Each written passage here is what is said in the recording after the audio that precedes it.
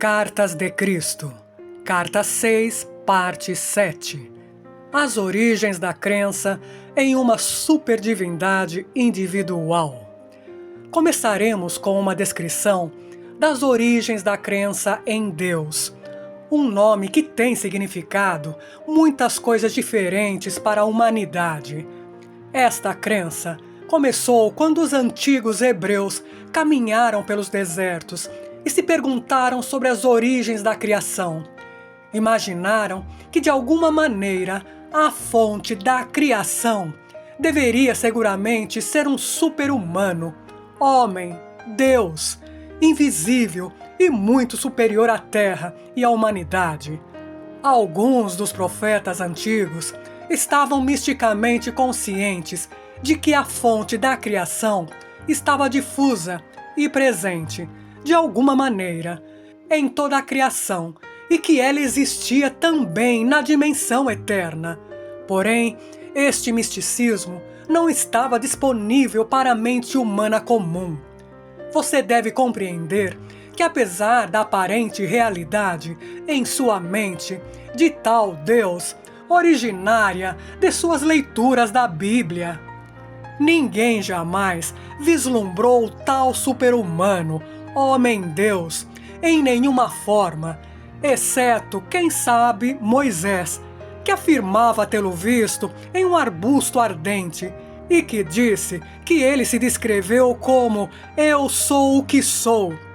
Tudo o que se sabe deste Deus super-humano é derivado das leituras de descrições pitorescas de Deus, dadas pelos profetas durante sua permanência na Terra. O fato de que os religiosos se voltam apenas aos antigos para citar sua verdade, uma vez que eles não podem acreditar que Deus é verdadeiramente real, eterno e igualmente capaz de falar com as pessoas nos dias atuais desta era, mostra o quanto são ilusórias as crenças religiosas. Seus líderes religiosos têm pânico de qualquer crença que não combine com as antigas. Eles nunca consideram, ou têm medo de considerar, que talvez o conhecimento espiritual dentro da dimensão terrena seja evolutivo.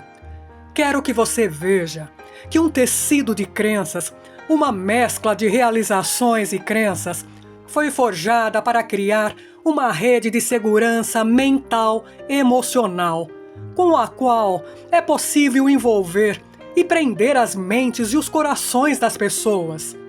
Tudo o que se ensina às pessoas na fé cristã é baseado na emoção e se origina no "ouvi dizer", derivações de antigas narrações de minha vida e morte na Terra. Mesmo assim, acredita-se nelas fanaticamente. Os cristãos aprendem que Deus é amor e é consciente de seus pecados. Deus castiga, disciplina, premia os bons e envia desgraça aos maus. Esta é uma exata descrição da atividade e da consciência humana. Os cristãos aprendem que eu, o Cristo, na pessoa de Jesus, morri pelos pecados do mundo. Fui o Cordeiro de Deus sem mancha, sacrificado para pagar o preço dos pecados humanos. Eu fiz o supremo sacrifício de mim mesmo para cumprir esta estranha façanha de pagar pelos pecados através dos tempos. Eu novamente entrei em meu corpo depois da morte pela crucificação e apareci muitas vezes em meu corpo para confortar e ensinar a meus discípulos enlutados. Eu até ingeri comida durante minhas aparições. Após 40 dias, elevei-me fora da vista de meus discípulos, alcançando meu corpo aos céus. Como perguntei na carta 3, o que eu faria com um corpo humano no céu, na vida mais além? Eu disse em minha última ceia que meus discípulos deveriam recordar aquela última refeição com eles, partindo o pão e passando-o um a um, e que deveriam beber da mesma taça de vinho, e recordar que meu corpo foi crucificado e meu sangue derramado para trazer a eles a verdade do ser. Entretanto, este evento se converteu em uma estranha crença, na qual, com pompa e cerimônia no altar, meu corpo é transferido às hóstias que os fiéis devem engolir com a devida reverência. Meu corpo, que bem faria meu corpo, espiritualizado ou não, para aqueles que comungam. Você percebe como a mente pode ser condicionada a aceitar bobagens ilógicas que perduram há 2000 anos, porque têm sido sustentadas por uma grande hierarquia de papas e cardeais, vivendo em palácios imensamente ricos e mantidos com grande pompa terrena, em cerimônias prestigiosas? Eu quero que você conheça a verdade sobre aquela fatídica noite, a que chamam de minha última ceia. Para maior clareza, ainda que seja doloroso fazê-lo, desci em minhas frequências vibratórias de consciência, para entrar diretamente na recordação consciente de meus pensamentos e sentimentos, durante a última refeição com meus discípulos. Ainda que eu fosse um homem forte, iluminado e seguro de que tinha um destino a cumprir que não poderia evitar, não queria evitar, estava profundamente triste ao começar a refeição, a ceia da Páscoa. Meus discípulos tinham sido meus amigos e tinham ficado ao meu lado em algumas circunstâncias difíceis. Eu estava sofrendo por ter que deixá-los e temeroso por seu bem-estar.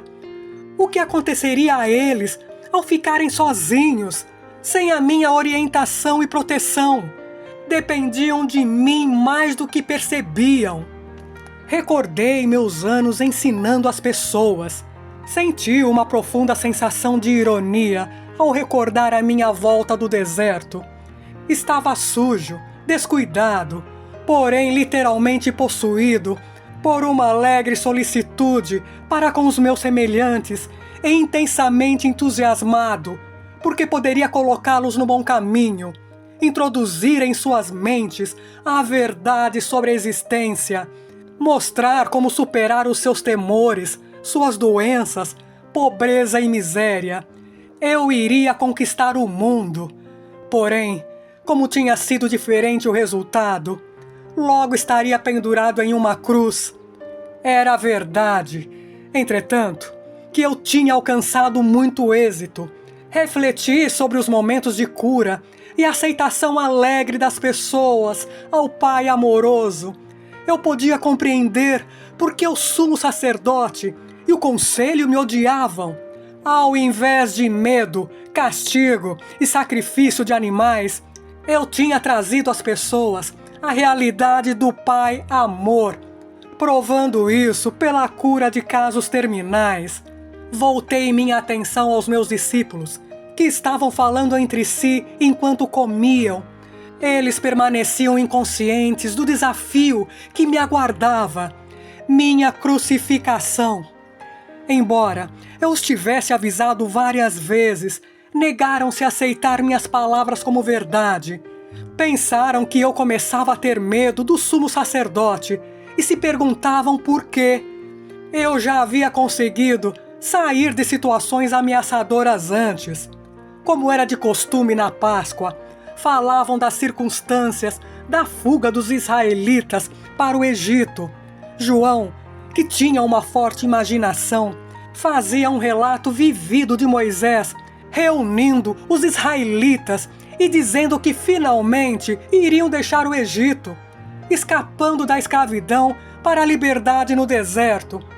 Por esta razão, Moisés se dirigiu ao responsável de cada família para que matasse um cordeiro sem mancha e com um punhado de ervas marcasse com sangue a porta de sua casa. Moisés disse que anjos viriam voando à noite, atravessando o Egito, matando os primogênitos de todos os egípcios e o seu gado, deixando somente os primogênitos dos israelitas, que seriam salvos pelas marcas de sangue em suas portas. Enquanto os escutava, vendo seus sorrisos e sinais de aprovação para aquele maravilhoso acontecimento, me dei conta, angustiado, de que pouco haviam realmente compreendido de minha descrição do Pai Celestial. Ouvi as palavras de João sobre sangue, sangue e sangue, sangue do Cordeiro sem mancha, sangue nas marcas das portas, sangue das crianças e do gado egípcios.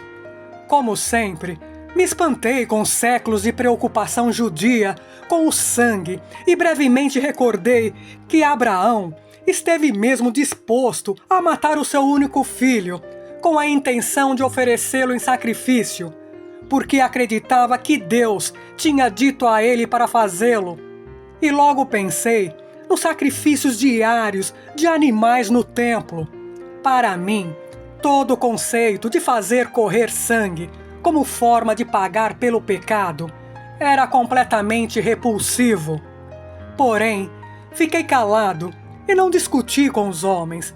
Percebi que suas mentes estavam cheias daquelas tradições tão sólidas e duras como pedra. Esta foi nossa última refeição juntos, em volta da mesa. Deveria ser um momento de paz entre nós e uma despedida amorosa. Era duplamente importante para meus discípulos, porque a Páscoa era um acontecimento muito sagrado para suas mentes judias, e isso eu teria que aceitar com um espírito de amor e compreensão. Antes daquela noite, eu não havia celebrado a Páscoa, uma vez que a tradição me desgostava. Preferia subir as colinas tranquilamente para meditar, deixando meus discípulos celebrarem a Páscoa com suas famílias. Por causa daquele hábito, eles não estranharam meu silêncio no momento. Eu estava meio recostado, meio sentado, incapaz de relaxar como costumava fazer, tenso, contraído, compassivamente caloroso para com meus discípulos, ainda que aborrecido com eles. Perguntava-me como poderia deixar para estes seguidores sonolentos e confusos um sinal efetivo como recordação, algum ritual que trouxesse de volta às suas mentes confusas tudo o que eu estava tentando ensinar. Eu queria sacudi-los e tirá-los daquela fixação pelo sangue. Enquanto escutava a conversa sobre Moisés e seus atos milagrosos, me ocorreu que se eles estavam tão preocupados com sangue, então eu daria sangue a eles para que se lembrassem de mim. Inclinei-me sobre a mesa, peguei o pão e parti em vários pedaços, dizendo bruscamente: "Eu sou como seu cordeiro pascal. Distribuam este pão entre vocês e peguem cada um a sua parte. Comam e façam isto em minha honra, por ter trazido a vocês a única verdade que o mundo já ouviu. Deixem que este pão seja o símbolo de meu corpo, que está a ponto de ser maltratado na cruz." Pararam de conversar e olharam para mim. "Vamos, comam," eu disse, como em um sonho. Silenciosamente tomaram um pedaço de pão, passaram-no aos outros e todos comeram a sua parte. Então peguei uma grande taça de vinho e disse para beberem e passarem aos outros. "Este vinho é o símbolo de meu sangue. Eu vim para dar a vocês a verdade sobre Deus, a verdade sobre a vida. Porém, eu fui rejeitado. Meu sangue correrá por vocês." Novamente, em silêncio, beberam da taça e a passaram entre si. Suas faces estavam tensas, mas não disseram nada. Era óbvio que todos estavam comovidos pelas minhas palavras, que não agradava a eles. Eu sabia que Judas tinha recebido dinheiro para apontar-me aos soldados do sumo sacerdote quando o momento chegasse. Também sabia que a noite da Páscoa seria aquele momento. Então disse a Judas: "Vá logo e faça o que tem que fazer." Judas me olhou longamente e vi a dor de indecisão em seus olhos. Ele estava repensando o assunto, porém o meu tempo havia chegado e eu queria terminá-lo de uma vez. Vá, disse com dureza. Judas levantou-se e saiu da sala. Os discípulos ficaram surpresos pela maneira como eu falava e perguntaram o que Judas iria fazer. Vai dizer ao sumo sacerdote onde me encontrar. Vão crucificar-me, exatamente como eu falei para vocês. Observei com certo cinismo doloroso as expressões de seus rostos. Dúvida, sobressalto, terror. Logo, brotou uma torrente de perguntas ressentidas. O que iria acontecer a eles? Eles tinham deixado suas casas e famílias por mim. Se eu fosse crucificado como um delinquente comum, eles perderiam uma vida de liberdade e segurança. Eu então disse que iriam me abandonar. Com veemência, negaram tal coisa, mas o fizeram. Estava demasiado cansado para discutir com eles. Eu tinha me tornado tão forte, tão seguro no conhecimento de que o Pai estava em mim e comigo a todo instante, que eu podia me dar ao luxo de perdoar a deslealdade deles e, ao final de tudo isso, seria liberado de meu corpo e poderia ascender aos reinos de luz que eu tinha frequentemente sentido, mas nunca visto em plenitude com a visão terrena.